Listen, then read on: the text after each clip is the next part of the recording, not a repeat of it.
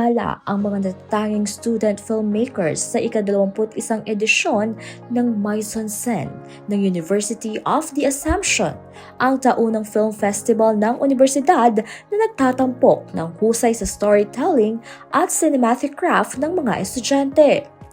Ang Mise-en-Scène ay isa sa mga matagal ng tradisyon ng universidad na nagsimula bilang proyekto ng AB Communication Program at kalaunay naging ganap na film festival. Taon-taon nagsisilbi itong plataporma ng mga estudyante upang maipakita ang mga kwentong sumasalamin sa kultura, karanasan at realidad ng kabataan sa pamamagitan ng pelikula. Sa Category A, nanguna ang grasya ng Shift Productions, sinundan ng Bulan ng Ignis Productions at Kaku Ka, Kaya Kaku ng Primus Productions.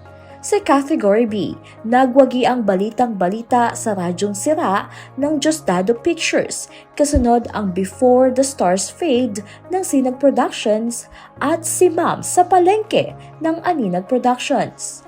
Tinanghal namang overall champion ang Ascendo Productions para sa Ang Huling Piyesa ng Alaala.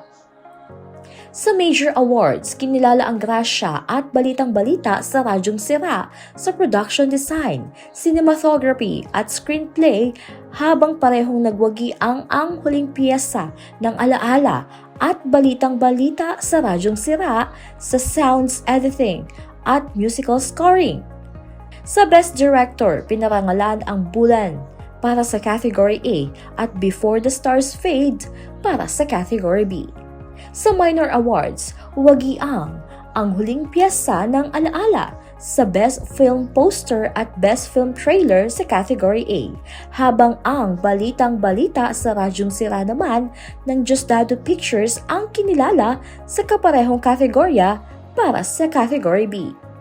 Sa Acting Awards, Best Actor sina Miko Malapitan at Joshua Trinidad, habang Best Actress sina Francesca Cintor at Rian Raneses. Sa supporting categories, kinilala sina Amiel Balagtas at Owen Dizon para sa Category A, Edshel Garcia at Elijah Lapus para sa Category B bilang Best Supporting Actor, at Celine Marie Medina at Ayesha Apan bilang Best Supporting Actress. Sa loob ng mahigit 2 dekada, patuloy na nagsisilbing training ground ang Mise-en-Scène para sa mga kabataang filmmaker ng University of the Assumption. At yan po ang ating Chika Express. Sa po si Danny Casino para sa CLTV 36 News.